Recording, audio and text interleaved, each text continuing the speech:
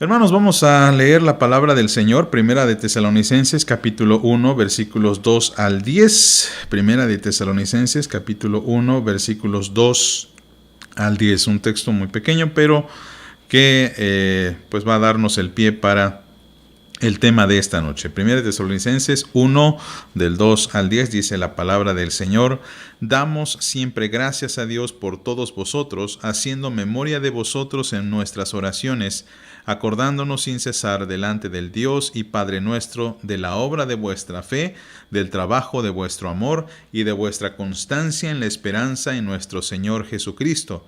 Porque conocemos, hermanos amados de Dios, vuestra elección. Pues nuestro evangelio no llegó a vosotros en palabras solamente, sino también en poder, en el Espíritu Santo y en plena certidumbre, como bien sabéis cuáles fuimos entre vosotros por amor de vosotros. Y vosotros vinisteis a ser imitadores de nosotros y del Señor, recibiendo la palabra en medio de gran tribulación, con gozo del Espíritu Santo, de tal manera que habéis sido ejemplo a todos los de Macedonia y de Acaya que han creído. Porque partiendo de vosotros ha sido divulgada la palabra del Señor, no solo en Macedonia y en Acaya, sino que también en todo lugar de vuestra fe en Dios se ha extendido, de modo que nosotros no tenemos necesidad de hablar de nada, porque ellos mismos cuentan de nosotros la manera en que nos recibisteis y cómo os convertisteis de los ídolos a Dios, para servir al Dios vivo y verdadero y esperar de los cielos a su Hijo, al cual resucitó de los muertos, a Jesús, quien nos librará de la ira venidera. Bien, amados, hoy vamos a ver el tema de la conversión. Hemos hablado muy brevemente de la conversión en dos ocasiones anteriores. La primera fue cuando hablábamos acerca del Ordo Salutis y cómo ésta se ubica entre la regeneración y la justificación. Pero también hablamos de esta como el resultado que hace o produce el Espíritu Santo al estar en nuestro corazón.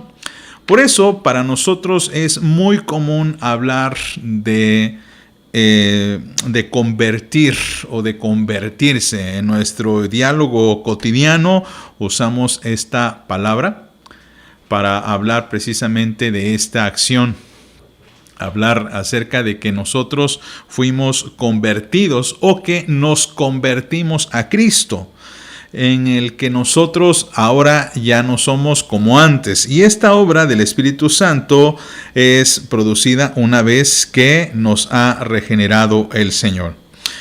Y también podemos hablar de la conversión como un acto consciente del creyente, que ha sido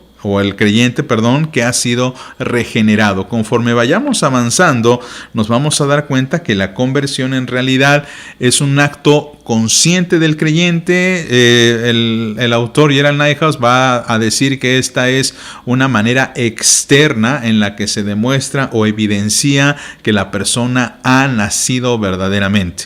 Por eso es importante recordar en qué consiste la regeneración. La regeneración no es otra cosa más que el nuevo nacimiento. No es más que ese don de que el Espíritu Santo produce en nosotros al darnos una nueva vida. Y una nueva vida nos produce entonces, o esta nueva vida nos va a producir entonces en nosotros esta conversión que va a ir acompañada de la fe y el arrepentimiento. Pero vamos un poco con calma, vamos a empezar a desarrollar el tema y antes de ello vamos a orar pidiéndole al Señor su dirección. Padre, en el nombre de Cristo nuestro Señor, oramos para que seas tú en nosotros y nos bendigas. Y de esta manera, Señor, podamos al estudiar tu palabra, Señor, podamos nosotros hallar una sabiduría para nuestra vida y podamos aplicarla. Señor, guíanos en este estudio, en el nombre poderoso de Jesucristo. Amén. Bien, para hablar de la conversión, hermanos, vamos a hablar precisamente de las palabras que se usan cuando se escribe de ella. La conversión es un concepto muy amplio que está abordada tanto en el Antiguo Testamento como en el Nuevo Testamento. Ahora, la palabra conversión en realidad tiene más de una sola palabra. En hebreo, la palabra que se usa muy comúnmente para hablar de convertirse es la palabra nakam. Y esta habla acerca de una emoción profunda, como si algo sucediera en el interior de una persona y ya no reaccionase igual.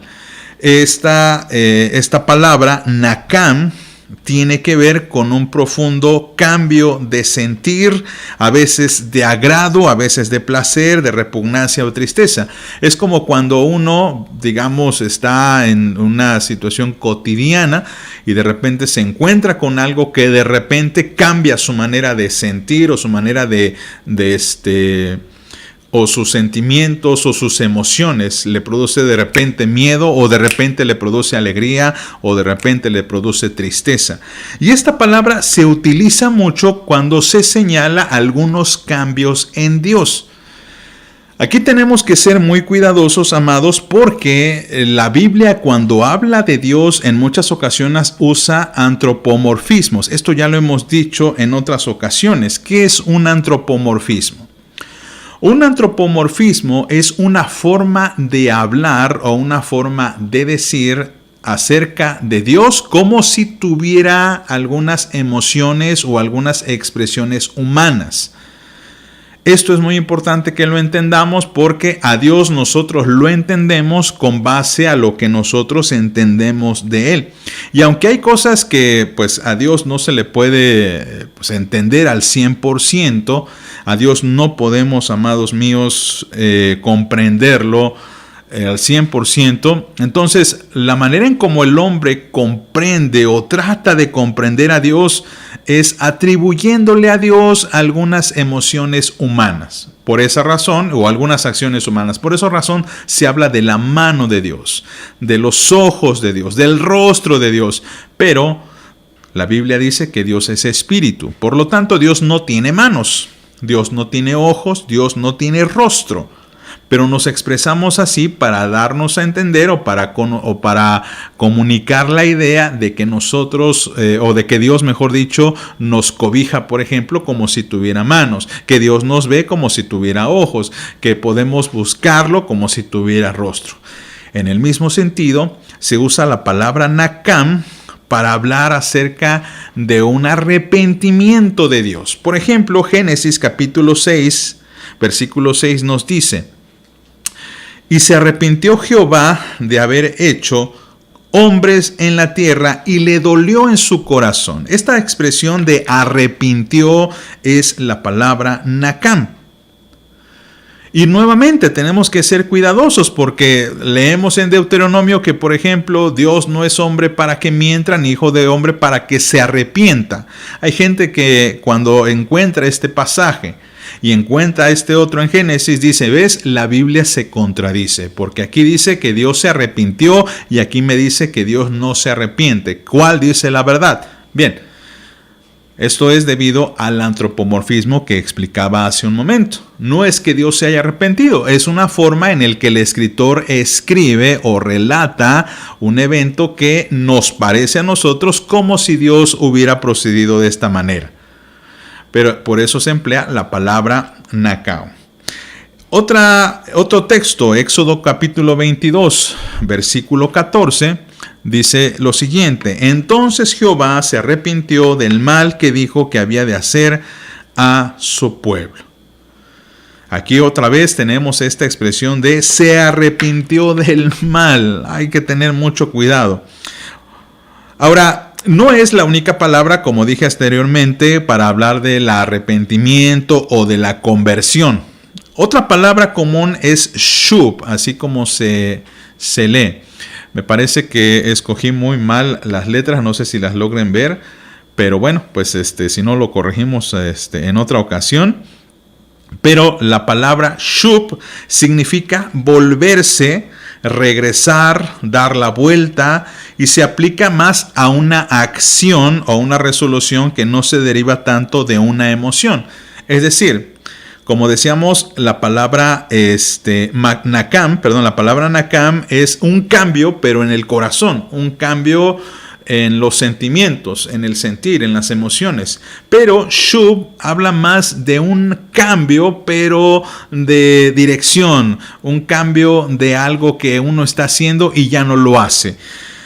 Algo que nos dice que debemos regresar, dar la vuelta, una acción, una resolución. Por ejemplo, uno de los casos en los que se usa esta palabra es cuando nos dice la Biblia en Génesis que la mujer de Lot volvió a ver. Esta expresión de Shub se aplica aquí. Y entonces se aplica, por supuesto, a todas las actividades humanas. Volverse al ya no hacer lo que antes se hacía. Y por eso Oseas, otros textos también lo dicen. Oseas, capítulo 12, versículo 6 dice: Tú pues vuélvete a tu Dios, guarda misericordia y juicio, en tu Dios confía siempre.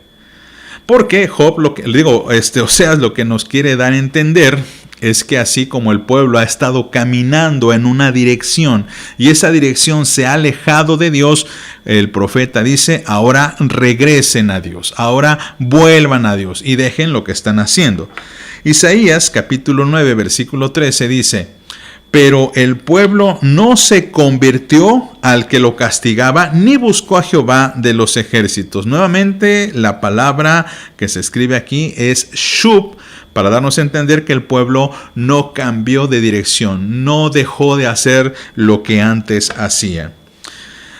En el Nuevo Testamento también se escriben otras palabras. En el Nuevo Testamento se usa una palabra que es metanoía, y quizá es una expresión muy común en nosotros, porque de allí se deriva la palabra arrepentirse. Aunque la palabra metanoía significa un cambio de pensamiento o de sentir. Es un cambio de actitud, y esto tiene que ver más con lo interior. Ahora, hay otra palabra en el griego que es la palabra epistrefo, el cual es un vocablo que significa volver, regresar, un cambio de dirección o una media vuelta. Aquí, obviamente, el griego es mucho más amplio que el hebreo al poner diversos vocablos, pero hay otra palabra todavía que, por cierto, se va a derivar un poquito de la metanoía, y es la siguiente: la palabra metamelomai, que se traduce como volver en sí. Y esto se refiere a los pensamientos y conciencia, y de allí es que donde toma mayor fuerza y mayor énfasis este aspecto del arrepentimiento. Por ejemplo, cuando el hijo pródigo, ¿se acuerda usted? Después de estar un buen tiempo comiendo en compañía de los cerdos, o querer comer las algarrobas que dice el texto bíblico de los cerdos, dice la Biblia que el hijo pródigo volvió en sí. Volvió en sí, y entonces dice: voy a volver a mi padre. Interesante, porque aquí encontramos más usos de estas palabras, en donde él tuvo un cambio de pensamiento, metanoía, en donde tuvo un epistrefo, es decir, ahora regresó a la casa de su padre, y también tuvo una metamelomai, un cambio que habla de su conciencia, de su forma de pensar, de su forma incluso hasta de ser. Con estas palabras ya bien comprendidas, entonces podemos ir a los conceptos. Los conceptos que se nos aclaran nos dan a entender dos aspectos que se resaltan en el uso de las palabras. Uno es un concepto o es una dimensión intelectual, y el otro es una acción o decisión. Por eso hablábamos del orden de la salvación, en el que primero se produce la regeneración, el nuevo nacimiento. Una persona es dotada del Espíritu Santo para que ahora pueda pensar como Dios quiere que pensemos y pueda hacer lo que Dios quiere que hagamos. Se da cuenta que son dos aspectos importantes de la vida. Dios nos da la voluntad y Dios nos da el discernimiento. Y esto es lo que se convierte o lo que se transforma. No podemos decir únicamente que es una conversión emocional. Por ejemplo, hay muchas personas, amados míos, que ponen mayor énfasis en la conversión en el sentido emocional. Es que me convertí y sentí bien bonito. Y se siente padre y se siente bello porque me siento limpio. Pero esa dimensión de las emociones no es suficiente ni es lo único. Porque Dios quiere que una vez que nosotros comprendamos que hemos sido salvados, esto me lleva o me obliga a hacer algo. Por eso solamente las personas que saben o adquieren conocimiento y entendimiento son quienes pueden actuar. Dios no quiere únicamente que tú sientas bonito. O Dios no quiere únicamente que aceptes intelectualmente o con la fe intelectualmente lo que Dios te dice.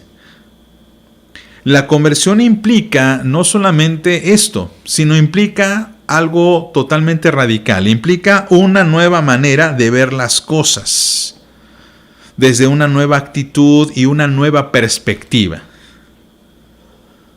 Decía Pablo en Corintios 5:17, 2 de Corintios 5:17. De modo que el que está en Cristo, nueva criatura es. Las cosas viejas pasaron, aquí todas son hechas nuevas. Hay una nueva realidad, una nueva creación. Y esta conversión implica esta nueva actitud, esta nueva perspectiva con respecto a dos grandes temas. Primeramente, Dios. Tenemos una nueva perspectiva de Dios. Tenemos una nueva perspectiva de nuestro Creador, porque antes vivíamos alejados de Él, sin ningún propósito y sin ninguna preocupación con respecto a Él. Nosotros lo veíamos solamente como aquel Dios que quizá existe, que quizá nos concede lo que pedimos, que quizá está enojado por lo que hacemos en nuestro pecado, pero no tenemos nada que hacer. Pero ahora, cuando nos convertimos, ahora tenemos una mayor conciencia de quién es Dios. Y la primera conciencia que tenemos de Dios es que Él es un ser santo, grande, sublime. Pero también, hermanos, tenemos una nueva perspectiva de nosotros mismos. ¿Y cuál es la nueva perspectiva de nosotros mismos? De que somos pecadores. De que nosotros somos ofensivos para Dios. De que nosotros, mis amados, por nosotros mismos no podemos agradar a Dios. En algún momento podríamos decir que la conversión también es una especie de crisis. Es una especie de crisis porque nos vemos como realmente somos. Antes de venir a Cristo, mis amados, nosotros veíamos que nuestros pecados eran pequeños defectos. Eran pequeñas cosillas. Nos justificábamos diciendo, nadie es perfecto. Nos podíamos justificar diciendo, todo el mundo lo hace. Esa era la perspectiva que teníamos antes. La perspectiva que tenemos ahora nos hace lamentar lo que somos.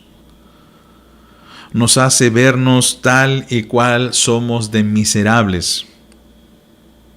Por eso, mis amados, esto implica a la larga, como decía, un arrepentimiento. Porque una persona verdaderamente convertida no se adula de lo que ha hecho, no se enorgullece de su pecado. Antes bien, reconoce que toda su vida ha vivido alejado de Dios. Y esto produce dolor. Produce dos actos. Dice y explica el autor Gerald Niehaus que produce por un lado contrición. ¿Qué es la contrición? La contrición es el dolor de verse ofensivo a Dios. Es sentirse poca cosa. Mire, en muchas ocasiones hemos visto que la gente cuando se convierte, entre comillas, como que cree que ahora es un campeón, de todas las puede, es Juan sin miedo casi. No hay nada que no pueda hacer. Ese es el evangelio que mucha gente vende actualmente. Ese es el evangelio que la gente ofrece a la gente o al mundo, donde les dice, ¿quieres ser un campeón? Ven a Cristo. ¿Quieres lograr tus metas? Ven al Señor. ¿Quieres ser próspero en la vida? Ven a Jesús. Pero cuando uno viene a Jesús verdaderamente, hermanos, uno actúa como actuaron esas personas que al acercarse al Señor les decían algo como, Señor, por favor, aléjate de mí, que soy pecador. Esa es la reacción natural de un hombre y una mujer convertido y convertida. El saberse pecador, el saberse ser una ofensa ante Dios. Y la otra es la atrición. Y la atrición es un poco más amplia, es aquel dolor de saber que se tienen que pagar las consecuencias del pecado. Es saber que uno es culpable y responsable y que no puede escapar del castigo. Mire, por eso decía que esto llega a producir una crisis. Y esa es la crisis que, por ejemplo, sentía Lutero. Cuando Lutero leía el Evangelio y se daba cuenta que él era pecador, no había cosas sobre la tierra que pudiera hacer para que se pudiera contener, para que pudiera tener un alivio a su alma, porque él sabía que era pecador. Nosotros empezamos a notar entonces por qué razón después de la conversión viene la justificación. La justificación, recuerde, es ese acto legal de Dios en donde nos dice, eres inocente. Pero el convertido asume de que aun cuando es declarado inocente, todavía sigue siendo pecador. Y esto le produce, hermanos, este dolor y este pesar. Y el dolor y el pesar, es solamente un aspecto de la conversión. El énfasis principal radica en las acciones que el creyente va a llevar a cabo al escuchar la voz de Dios en su corazón. Por eso decíamos que la conversión abarca dos grandes áreas en el creyente, la mente y las decisiones. Esto ya lo sé, pero no solamente Dios quiere que lo sepamos intelectualmente. No solamente quiere que nosotros asentemos con la cabeza diciendo, sí, Señor, soy pecador, sino que ahora el converso puede tener la capacidad de tomar decisiones firmes en pro de su santificación. El converso, digamos, que es el verdadero arrepentido, el verdadero arrepentimiento, no consiste únicamente en lamentarse por lo que pasó. Eso es remordimiento. Hay gente que vive con remordimientos de lo que ha hecho en el pasado. Le carcome la conciencia, pero no hace nada con eso. Eso no es arrepentimiento. Y ciertamente Dios no quiere que solo nos quedemos allí. Dios quiere que nos arrepintamos, y el arrepentimiento implica este sentir, pero también implica este hacer. Implica el pensar, pero implica el decidir. Y ahora el creyente tiene que someterse o se somete voluntariamente a la ley de Dios, al corazón de Dios, a la palabra de Dios, para hacer lo que Dios quiere. Por eso la gente convertida, mis amados, es una persona que puede evidenciar que es salvo o que es salva. No podemos saber con toda certeza, por ejemplo, el momento de nuestra regeneración. ¿En qué sentido lo digo de esto? Pues de que no hay una señal, digamos, evidente, externa, que hayamos nacido de nuevo. Pero una señal externa de que esto ha sucedido posteriormente es la conversión. Es cuando un creyente verdaderamente está obedeciendo a Dios porque no quiere ofender a Dios. Y cuando ofende a Dios le causa pesar. Porque la otra actitud, hermanos, es simplemente ignorarlo. como tristemente muchos hacen. Pecan y lo ignoran. La conversión es el fruto y la obra de la regeneración y es nuestro acto volitivo, es decir, de la voluntad, pero también es un acto de fe. Y con esto concluimos, porque queremos ampliar este concepto del acto de fe la próxima semana.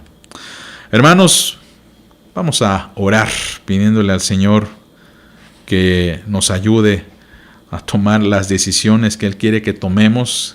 Que seamos, mis amados hermanos, verdaderamente, que seamos convertidos, que demos fruto de conversión. Padre, en el